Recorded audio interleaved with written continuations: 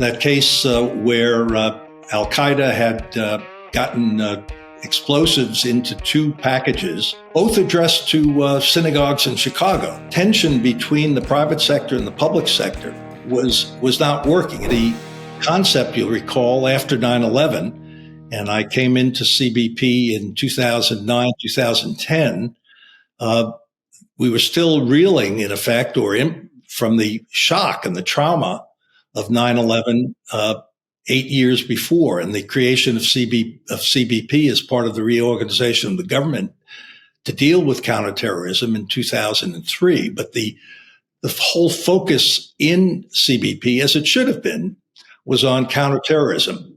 Well, we wound up having facilitation of trade, and then the 9/11 scenario hit, and a few other things hit where, if you recall, the UPS FedEx shipments that were printers, and there was some of the government agencies that were picking up on, there was a problem, but there wasn't a good communication. There was, and the express carriers were trying to provide support, but nobody was wanting to share with us. And there was all this back and forth. And fortunately, the shipments were interdicted that had actually explosives in them. It shook us down to the point where I thought the government side and the private sector side were passionate enough to come together to say, look, especially from the private sector, we were saying, we're not your enemies. There are good corporate citizens here. What can we do to work together on this? A Yemen cargo plot, so-called, that case where Al-Qaeda had gotten explosives into two packages, one in Yemen. Well, both started out in Yemen. One went on its way to the United States through Qatar and Dubai, and the other one going through Europe, both addressed to synagogues in Chicago. And we knew that it needed the kind of collaboration between intelligence agencies and operational agencies that we managed to bring to the fore. But it was at the Yemen cargo plot where we hit on exactly what you've said, that the tension between the private sector and the public sector, as a result of the way in which counterterrorism had been introduced into board of governance, was not working. In fact, after the Yemen cargo plot, as we did a hot wash and a review of what had taken place, I said to John Pistol, who was then the head of TSA, the former deputy head of the FBI who had taken over TSA, I said, John, let's think about this in a different way. We can either do it the old-fashioned way, which is wait for Congress to do what they had done after 9/11 when they put the SAFE Act in, the idea of packing cargo according to very specific standards that had to be reported to the government well in advance of the arrival. And I said, look, let's recognize that the private sector holds the bulk of the data here, and that we should actually take action before Congress acts to enlist the private sector to help us get a risk management system in place that utilizes the private sector data. From a private sector perspective, we were looking at things, from the express carriers and other modes of transportation should be doing it as well. And they are getting there now.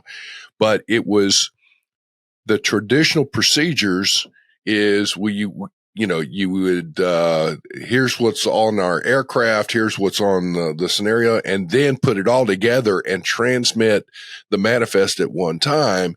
And we had to, again, collectively and collaboratively re-engineer that whole process so that sometimes you may have, let's say, 3 different flights out of a gateway. You don't know exactly which plane that shipment may be on. However, the information's still available. So it could still run through the risk assessment, which was great. And we were able to really refine it. So it was the ACAS program was highly, highly successful.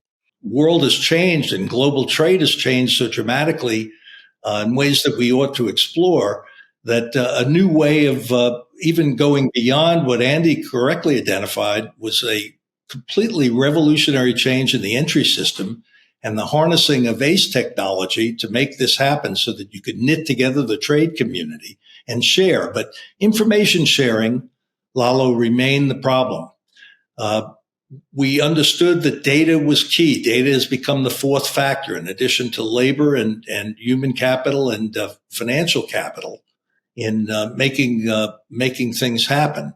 But how could we make this data exchange work? So the old models that we were operating under, and frankly, we're still operating under today, is this idea that we exchange data. But remember, there are lots of things that get in the way.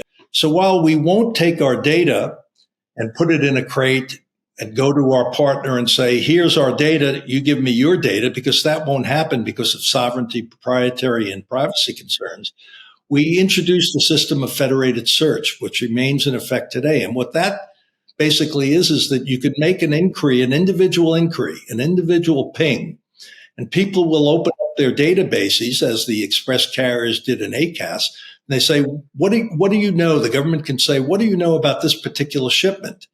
And then there'd be a search in the data sets of the private sector or in other governments or with individual people, and information would be shared. You'd get a response back from your partner saying, on that particular shipment, or in the international travel context, that particular person, we know this that you ought to know. But it was still is today, a system in which data is accessed rather than shared.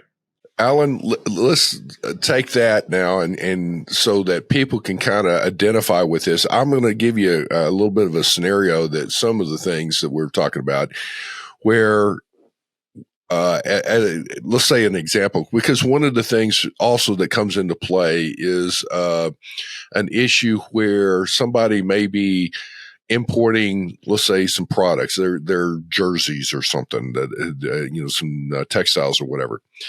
And, they may have the Nike brand on them or whatever. Let's say in this case, Nike would make the purchase order information available in that federated search process so that if there is a reference with the shipment that comes through and whatever criteria the CBP then would be able to do that federated search to say, hey, we've got a shipment coming in. What can you tell us with it? Is this, an authorized vendor? Is this an authorized purchase order? Is this whatever? And let that go through and come back and go, yeah, hey, this is a good one, or no, we don't know anything about that. Is that kind of a good scenario of just one of the options we're talking about here? Yeah. So this is remember in the period of globalization that really started in the 1990s, and this gets back to Lalo's point on forced labor. We saw a vast expansion in global trade, but it was really driven by the search for low cost and working capital optimization. So we went out, and that led to the growth of manufacturing in Asia and the opening up of productive facilities at some cost here in the United States and in other developed economies, significant cost. But the point was that we were going out to get things as quickly as we can and as cheaply as we can, and those were the major concerns. As a result of that, we saw and have now seen post-pandemic, when supply chains were first put into disarray with personal protective equipment, you'll remember that, we saw this idea that, in fact, we needed to have much greater visibility on the supply chain. And it couldn't just be knowing your first tier supplier, which is really what we had gotten to. Compliance and trade compliance people know the problem now. They know what they're responsible for, but they haven't yet been given the resources or the authority to actually do the kind of search that will be there. And it's, Altana, I think, is at the forefront of this development, but there are other companies that are jumping into the space. So The second thing you have to do is do a real survey of what's available in the private sector technology market to permit you to do this. And then the third thing that you have to do is build in the corporate will to make the changes that you have to make in order to be compliant so that your shipment is not being detained by CBP. Now, on the government side, equal change is required because we have to move away from the federated search system that is currently the paradigm for government information handling and data analysis, and move into this idea of federated learning, where we can enlist the private sector fully, our allies and individuals, when relevant, to actually build up this risk management system so that you can start to make the judgments and get the results that we saw in ACAS a decade ago. Government, private sector, like you said, needs to come together. I would say that definitely the regulatory affairs groups of companies probably need to step in. So this is where I guess it's to your point, the compliance group usually will have a good understanding of the situation, but they're going to have to translate this complexity into language and terminology, if you will, the C-suite can understand. And I'm not saying the C-suite's dumb. I'm just saying that they're not used to doing the compliance. That's one of the areas that I always challenge our compliance folks out there is don't go into the C-suite with your dissertation of all the regulations and everything. You got to break that down and put it into more layman terms for them to understand. That's one thing. But the most important would be, what is it that you're looking for from the C-suite? And if it is, we need to go down this road to engage automation into the compliance aspect, and that will eventually get into the operations and the streamlining it. Those kinds of things like that, to me, would be something that an expert of people like it, Altana and some of the other companies, the compliance folks probably need to reach out to say, I need help in how to communicate this message. Would that be a good aspect of it, or what do you think? No, absolutely. I think the idea of what we're seeing are demonstrations, and you need to get, as you always do in a process of change, you need to get early adapters, and then you need to start to do what we described earlier, Andy, which is you need to start persuading people of the logic of this and the requirements for it. And then the change starts to take place and gathers as you start to invest in these technologies. But in the same way we saw after 9/11, where we saw the investment in federated search, we now need to see an investment in federated learning, but also a paradigm change where we begin to really take seriously and understand that, in fact, we can share signal, we can share risk signal without giving up specific data, and that we can do this in ways that create networks that will permit cargo to flow quickly, efficiently, and securely through the ports of entry as we shrink the haystack through a new technique.